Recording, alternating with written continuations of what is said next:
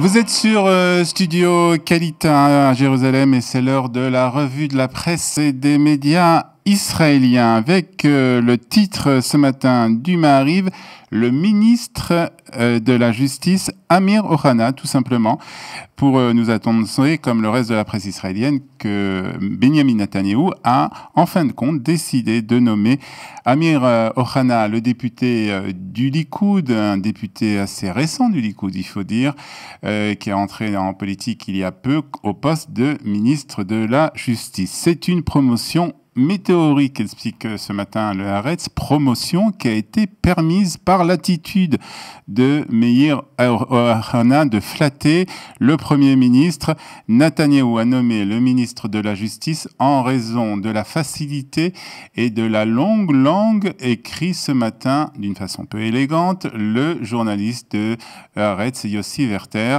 que, comme vous l'avez compris, qui n'apprécie pas beaucoup la nomination de ce ministre de la Justice. Le Maariv fait remarquer que c'est le premier membre de la communauté LGBT à être nommé ministre en Israël. Amir Ohana sera aussi membre du cabinet de la sécurité comme l'était son successeur Ayelet Shaked. Le Israël Hayom nous parle de la déception et de la colère, surtout de Bezalel Smotrich, le député du Baït Hayoudi. En effet, Bezalel Smotrich s'attendait lui aussi à recevoir ce ministère. Il avait mené d'ailleurs une campagne médiatique importante dans ce sens, parlant en début de semaine de rétablir la loi toranique en Israël s'il rentrait au ministère de la Justice. L'Israël Hayom nous fait part de la réaction de Bezalel Smotrich qui a déclaré que Benjamin Netanyahou avait eu une attitude offensante contre le secteur du sionisme religieux et qu'il fallait donc en tirer des conclusions. Cette nomination, explique aussi ce même quotidien, a créé une tension au sein du parti du Baït Hayoudi.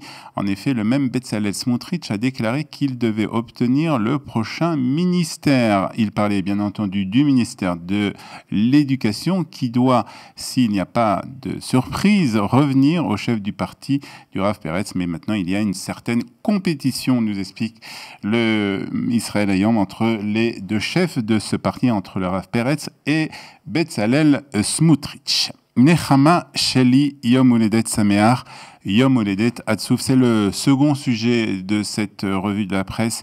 Et c'est le sujet que l'on retrouve dans l'ensemble des quotidiens israéliens ce matin. C'est aussi ce titre, Nechama Sheli Yom Uledet Sameach, Yom Uledet Atsouf. Joyeux anniversaire, anniversaire triste. C'est le titre ce matin du Israël Hayom.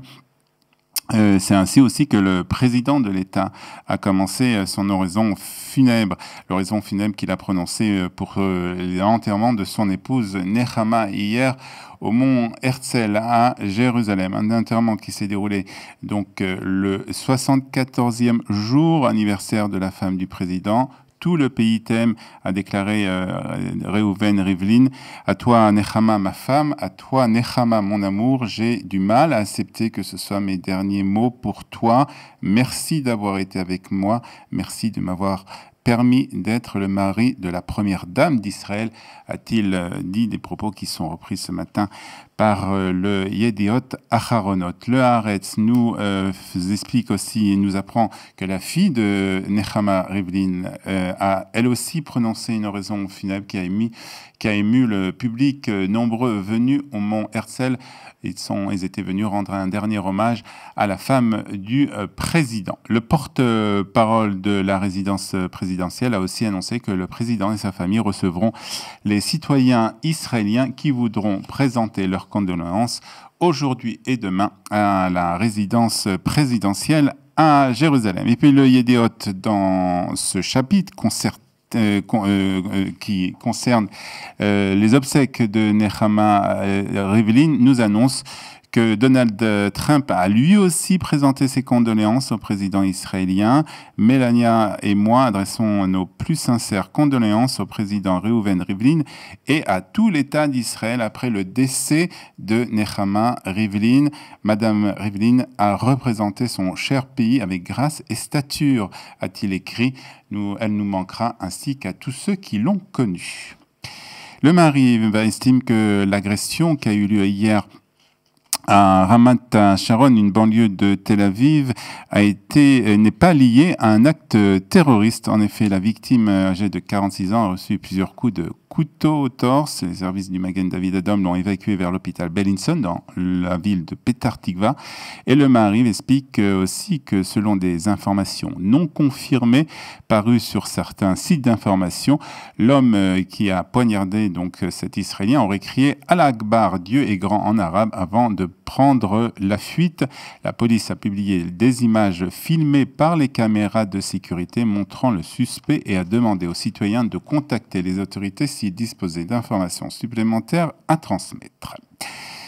Le Yediot Ahronot nous apprend qu'entre 15 000 et 30 000 personnes sont attendues aujourd'hui pour la marche de la tolérance et des fiertés qui doit se tenir cet après-midi à Jérusalem. 2500 policiers encadreront cette marche qui commencera donc du Gan Apamon et qui se terminera en début de soirée au Gan Atzmaout. La police a fait savoir qu'elle agira avec fermeté contre tous ceux qui pourront tenter de perturber la marche et a ajouté que des policiers en uniforme et en civil seront déployés tout au long du parcours et à ses alentours dans le centre de Jérusalem. Le Yediot Ahronot précise que de nombreuses rues seront fermées aujourd'hui à Jérusalem et qu'il est préférable donc de se renseigner en se rendant sur le site de la mairie avant de se rendre aujourd'hui en centre-ville à Jérusalem. Et pour terminer cette revue de la presse et des médias israéliens, sachez qu'aujourd'hui c'est le 6 juin et c'est la journée aussi internationale des malvoyants. Journée consacrée donc aux personnes souffrant de cet handicap. Et le Maariv nous apprend que 13% de la population israélienne, c'est un chiffre assez important quand même, 13% de la population israélienne souffre de malvoyance. Le Maariv nous apprend aussi que 27% des malvoyants ont déclaré souffrir de solitude, 22% souffrent de dépression et 31% sont ressentis un sentiment de discrimination à leur encontre. Ce sont les résultats d'une enquête publiée sur le sujet de la malvoyance en Israël, une enquête reprise ce matin par le quotidien Maariv. Et c'est ainsi que nous terminons la revue de la presse et des médias israéliens aujourd'hui sur Studio Kalita.